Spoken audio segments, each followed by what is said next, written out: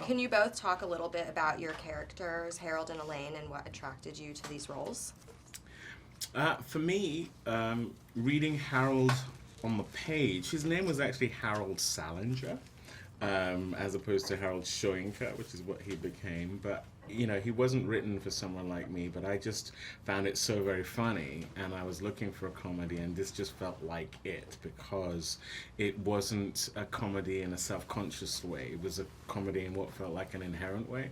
And then when I sat down with Nash, that was it for me. I just felt his vision of what this could be is the kind of film I want to be a part of. So the combination of the script and then meeting Nash, initially anyway, was the draw.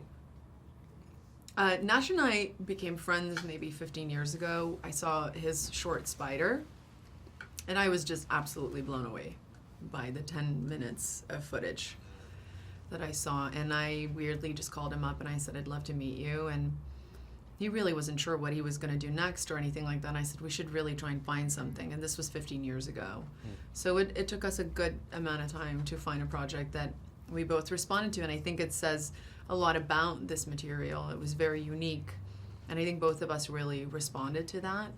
And I was just really eager to make something with him because I do think he's just such a unique voice in our industry right now. And I think that's what we're always searching for in a director, somebody that kind of like brings something new to the table. Yeah.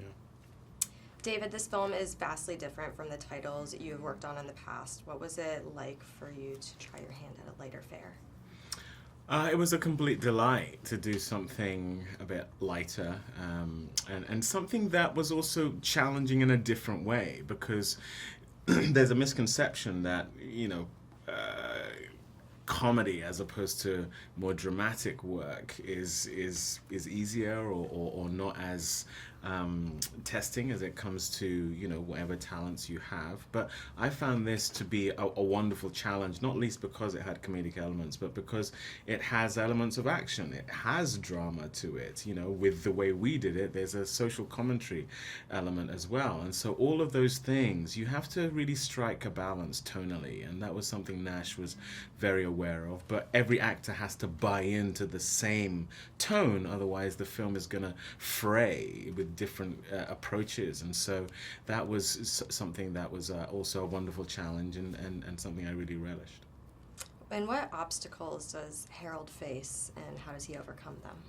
Well, one of the biggest obstacles he faces is his own denial about his situation. His wife, his bosses, his friends are all ahead of the game in terms of his actual circumstances and what he believes is going to be the case for him going forward. He's someone who believes in the American dream. He's someone who believes in loyalty, and all of these things are contriving to scupper him, basically. And so, one of the great things about the film, for me anyway, is that he catches up with his circumstances and then gets in the driving seat of his own life, and I think that's a pleasure to kind of see. Charlize, what was it like acting and producing a comedy, and how does this differ from your past roles? I've always had a real hard time compartmentalizing genre. There's a lot of movies that I've done that people think are dramatic that I actually think are quite funny.